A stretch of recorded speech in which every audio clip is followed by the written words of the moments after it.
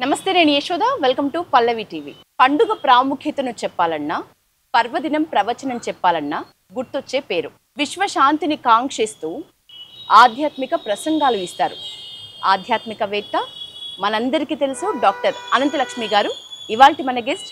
దీపావళి పండుగ సందర్భంగా ప్రత్యేకమైన విషయాల గురించి మేడంతో చర్చిద్దాం. నమస్తే మేడం. నమస్తే. బాగున్నారమ్మా? బాగున్నాను. మీరు ఎలా ఉన్నారు? బాగున్నాను మేడం. దీపావళి పండుగ శుభాకాంక్షలు పల్లవి టీవీ ప్రేక్షకులందరి తరపున మీకు మొదట.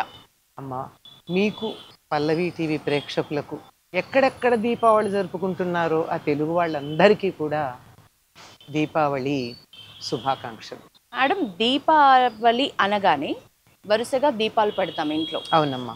ఆ దీపం వెలుగు మనకు ఇచ్చే సందేశం అంటే ఏం చెప్పొచ్చు? దీపం జ్యోతి పరబ్రహ్మ, దీపం సర్వతమోపహం, దీపేన సాధ్యతే సర్వం, సంధ్యాదీపం నమోస్తుతే. అంటే సంధ్యాదీపం. దీపము పరబ్రహ్మ స్వరూపము, దీపం వల్ల అన్నీ సాధించబడతాయి. అందువల్ల అది అన్ని రకాల చీకట్లను పోగొడుతుంది గనక నేను సంధ్యాదీపం పెడుతున్నాను అన్నారు. అన్ని రకాల చీకట్లు అంటే ఏమిటి? సూర్యుడు అస్తమిస్తే వచ్చే చీకటి ఒకటే కాదు. అజ్ఞానం, దుఃఖం, బాధ, దిగులు, ఇట్లాంటివన్నీ చీకటే అంటాం కదా. మనకి పనికి రానివి, మనం వద్దనుకునేవి, మనకి దరిదాపుల్లో కూడా రాకూడదు అని వేటిని అనుకుంటామో అవన్నీ చీకట్ల కిందే లెక్క. అటువంటి సమస్తమైన చీకట్లను పోగొట్టి అంతకన్నా సమస్తమైనటువంటి వెలుగుల్ని ఇచ్చేటటువంటిది దీపం గనక దీపేన సాధ్యతే సర్వం. దీపంతో అన్నీ సాధించుకుంటాం. అక్కడ ఏముంటుందో తెలుసు. చదువుకోవాలంటే దీపం కావాలి, మందు వేసుకోవాలంటే దీపం కావాలి, జ్ఞానం కావాలంటే దీపం కావాలి, భయం పోవాలంటే దీపం కావాలి. కనుక దీపం ఉంటే అన్నింటినీ సాధించవచ్చు. అందుకని దీపాల వరుసలు పెట్టేసుకుంటాం మనం. దీపావళి పండుగ ఎన్ని రోజుల పండుగ మేడం?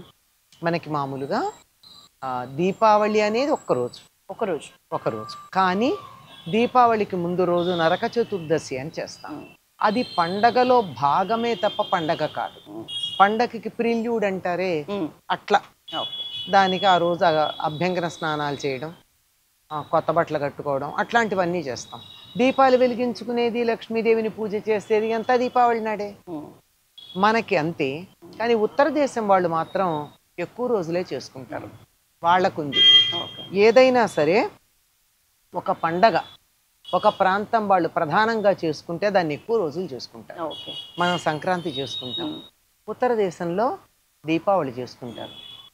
ముందు రోజు నరక చతుర్దశి, దానికన్నా ముందు రోజు ధనత్రయోదశి. అప్పటికి 3 రోజులు అయినాయి. దీపావళి 3వ రోజు. ఆ తరువాత రోజు గోవర్ధన పూజ.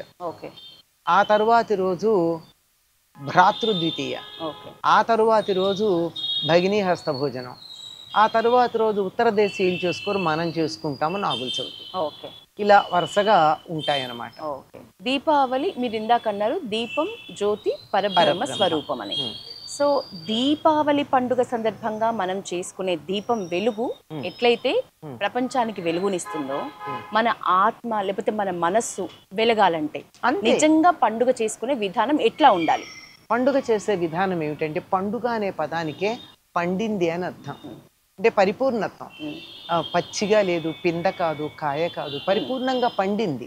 అటువంటి పండుగ చాలా ఆనందంగా చేసుకోవాలమ్మా. ఈ ఆనందానికి సంకేతంగానే దీపాలు వెలిగించుకుంటాం, తీపి పదార్థాలు తింటాం, కొత్త బట్టలు కట్టుకుంటాం, ఇవన్నీ చేస్తాం. ఇంకా మధ్యకాలంలో మొదలైంది, మనం ఇప్పటికీ చేస్తున్నాము, టపాకాయలు కాల్చుకుంటాం. సంతోషంగా ఒకళ్ళకొకళ్ళు మిఠాయిలు పంచుకుంటాం. ఇది ఆనందం. ఇంతకన్నా ఆనందం ఏముంటుందమ్మా? హాయిగా తింటాం, ఆనందంగా ఉంటాం, సమయాన్నంతా సంతోషంగా గడుపుతాం. ఎటువంటి బాధలు, బాధ్యతలు, కోపాలు, తాపాలు లేకుండా సంతోషంగా. దీపావళి సందర్భంగా చాలామంది అంతకుముందున్న కోపతాపాలు, శత్రుత్వాలు వదులుకుని కలిసిపోదామని కూడా నిశ్చయం చేసుకుంటారు. అది ఆనందం. అది అర్థం.